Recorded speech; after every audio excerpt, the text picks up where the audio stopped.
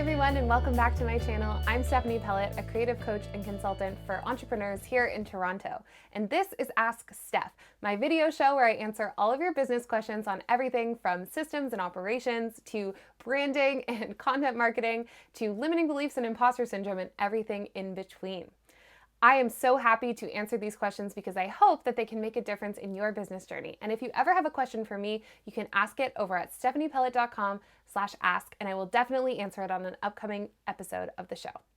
Let's get into today's question because it is a doozy, perfect for this unique period in history that we are currently living through. Dear Steph, as we move into 2021, I feel like I need some new techniques to up my productivity game. It is so hard to stay motivated in this COVID world, and I feel like the strategies I normally use are just not cutting it anymore. How do you stay focused and get so much done in your business? I try hard, but every day I find myself losing steam and wind up doom scrolling on Instagram instead of working. Help! What can I do to stay focused in this noisy world? Such a great question. I think this is something that we are all struggling with right now, myself included. The question says, how do you get so much done in your business? But the truth is, I don't always get so much done in my business. I'm finding that lately I'm having periods of intense productivity followed by major slumps in my mood and my output, and that's totally normal. I want to remind you that these are not normal times that we are living through, and so it's okay to not have normal productivity. That being said, there are a few techniques that I want to share that I think might help you in staying productive and focused, even though there's a lot going on. We do not have to be slaves to our phones, to our computers, to our technology. There are things that we can do to fight back and pull back our attention and our focus so that we can put it on the things that we really care about, whether that's work, our hobbies, or something else entirely. We do not need to get sucked into Netflix for 5 hours. There are things that we can do to stay focused and on task, and I want to share some of the unconventional ways that I try to stay focused with all of you in the hopes that something here might spark your imagination and get you thinking about focus and attention in a whole new way. So let's get right into it, shall we? Here are my top 5 unconventional tips for staying focused in this noisy, crazy world. Number 1, I sleep with my phone on airplane mode. Yes, you heard me correctly, airplane mode, not silent, not do not disturb, not vibration or notifications off. Literally, I switch my phone off of the cellular network before I go to bed, and I only turn it on when I'm ready to in the morning. I know this seems like an extreme approach for some, but for me, it's been a total game changer, and I've been doing it now for more than 3 years. Every night before I go to bed, I make sure that my phone is disconnected. And in the morning, what I get to wake up to is a completely silent phone. This is very, very different than just having the sound turned off overnight. When I wake up in the morning, I don't have anything that's pulling my attention. Not a tweet, not an Instagram like, not a text from my mom, nobody. Nobody gets in when I'm having that precious time overnight to kind of reset my brain and reset my life. This might not work for everyone, but I would encourage you to try it for at least a couple of days and to see how you feel waking up knowing that nothing is grabbing at you. For me, it was a really foreign experience. I think in this world of notifications, it can feel really weird to be untethered from that technology, but it can also feel really freeing. Suddenly the world feels a little bit more quiet and you have a little bit more space carved out to do your morning routine, start your workout regimen, maybe get some quiet writing done in those early hours before anyone can disturb you. It's a game changer, and it has really made all the difference in helping me to cultivate that muscle of focus because I don't have anything pulling at me. So I know it sounds crazy, I know it sounds a little scary, but next time you're going to bed, consider turning your phone on airplane mode and then setting a limit of when you turn it on in the morning. AKA, not first thing when you're still in bed to scroll on Twitter, but maybe wait until after you've had your coffee or until after you've done some morning pages. It could make all the difference in how you feel for the rest of the day. Number 2, practice Instagram intermittent fasting. So you may have heard of intermittent fasting before. It's an approach to weight loss where you stop eating at 8 p.m. and don't eat again until 12 noon the next day. But this technique has nothing to do with eating and everything to do with those sneaky apps that really make a huge impact on your day because you're so addicted to them. For me, this is often Instagram. It is the one app that I can't seem to stop checking no matter how many limitations I put around it. I just want to scroll, I want to check out the likes, I want to watch the stories. It really sucks me in.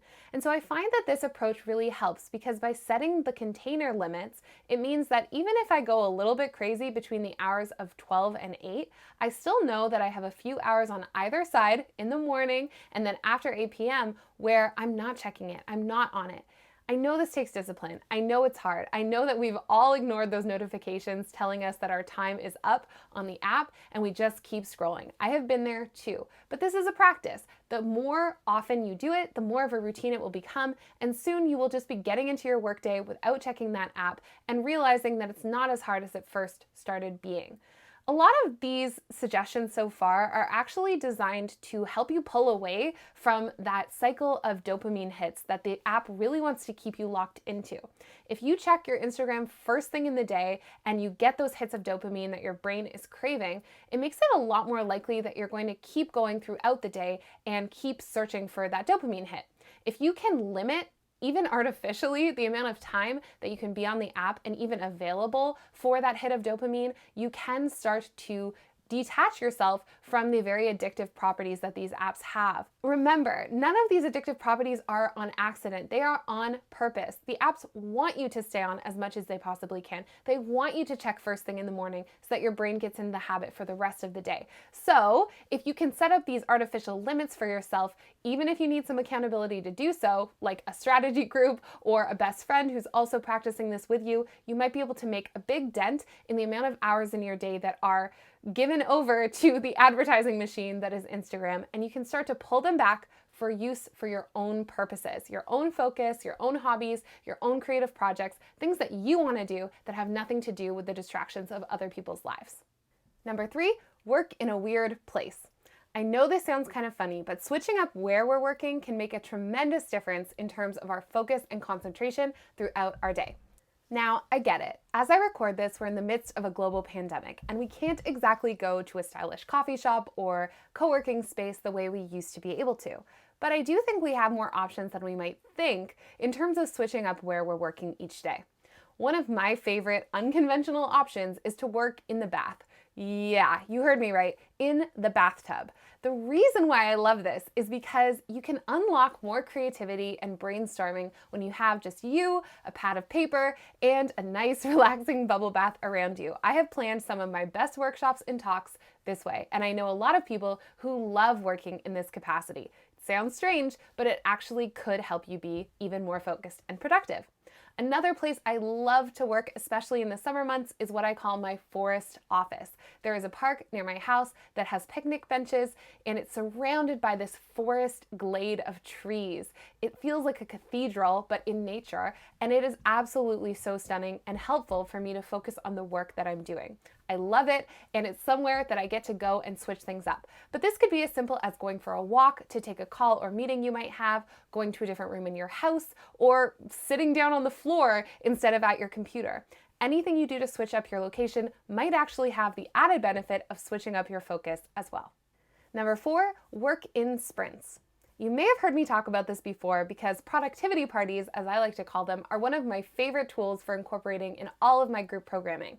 I love offering people the opportunity to get things done in a focused and specific way surrounded by other community members. It's really powerful. A work sprint is exactly what it sounds like. It is a period of time that is short and focused, really dedicated to the task at hand.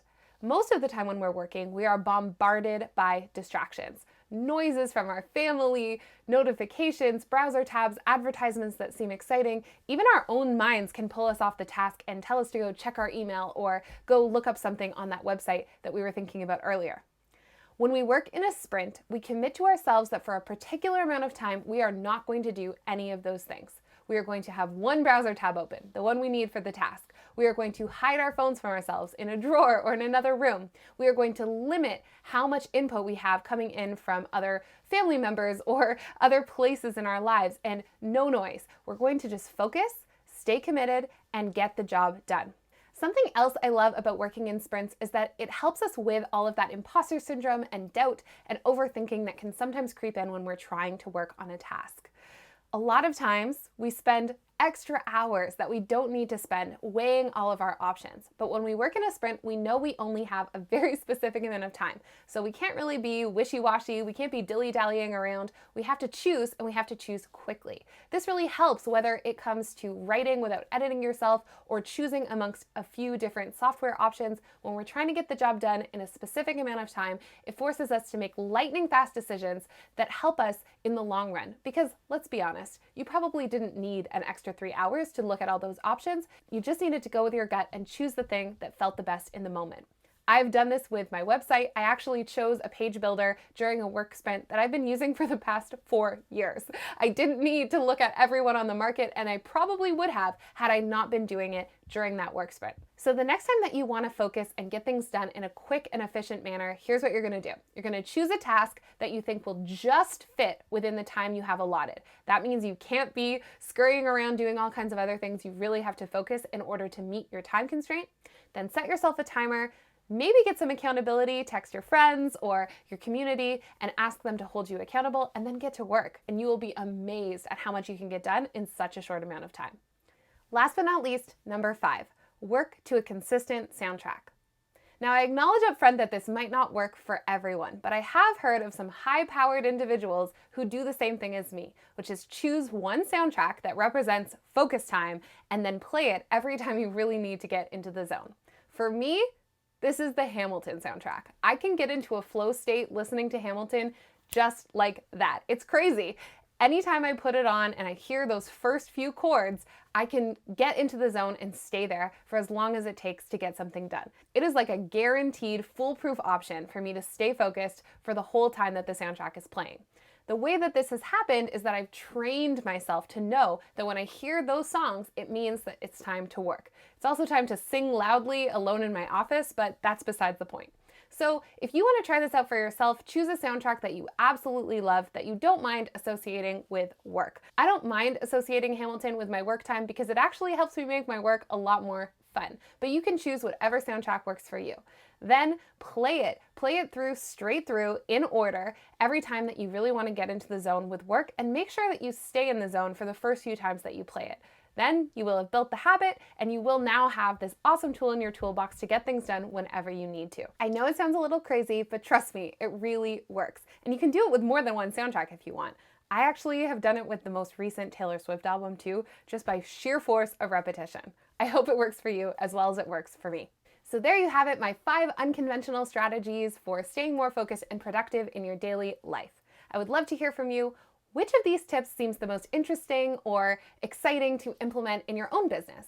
And if you have unconventional focus strategies, I would love to hear them. I am constantly collecting tips like this. So drop your answers in the comments below, and I would love to read what you have to say. And if you have a question for me, you can ask over at stephaniepellett.com/ask, and I will answer it in an upcoming episode. Until then, thank you so much for watching, and we'll talk to you soon.